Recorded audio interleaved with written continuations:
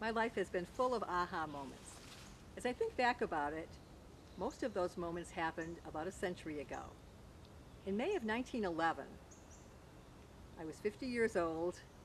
I was living in England and Scotland, and I was feeling very alone and as if my life was lacking the fun and purpose that I'd always been seeking.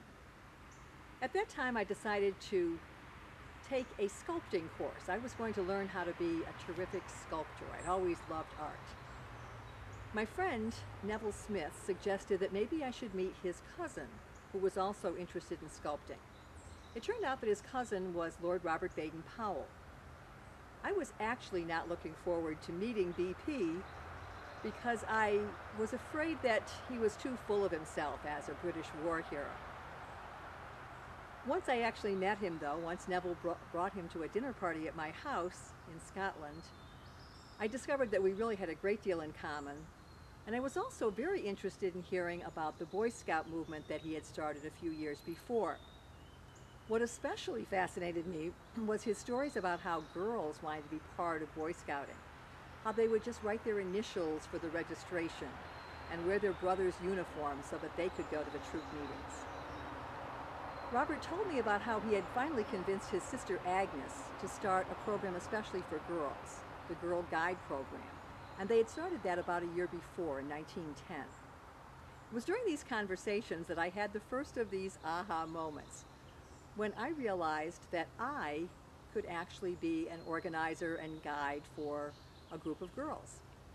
I started a small patrol, as we called it, of girl guides in Scotland near where I lived. These girls all happened to come from very poor families, and girl guiding was bringing great fun and purpose to their lives.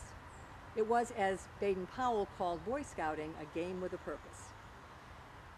Soon after, when I returned to London at the end of the summer season, I started 2 more troops of Girl Guides there. And then I had the second aha moment, when it occurred to me that the girls in America needed this program just as much as the girls in the London area or in Scotland. And of course, you know the rest of that story. You know about that first meeting that we held on March 12th of 1912. And you realize how popular girl guiding became after that. It was so popular that I soon ran out of the badges that I had brought with me. I had only one copy of the Girl Guide handbook, and that became so tattered and worn that it was almost unusable. At that time, I decided I really needed to go back to England to gather more resources.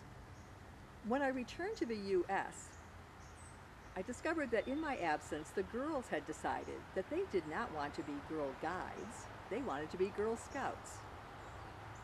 And that was the third of those interwoven aha moments, when I saw that the girls could take the lead, that they could be in charge of their own destiny.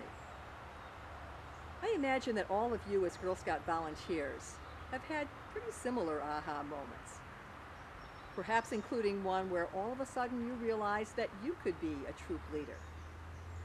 Perhaps including one where you looked around at the girls that you knew, the girls in your own neighborhood, and realized that they needed Girl Scouting. And you probably have also had those moments when you've seen the girls taking the lead and realized how very much they can do to guide their own destiny. I wish you wonderful aha moments in Girl Scouting. It's your Girl Scout story. Tell it.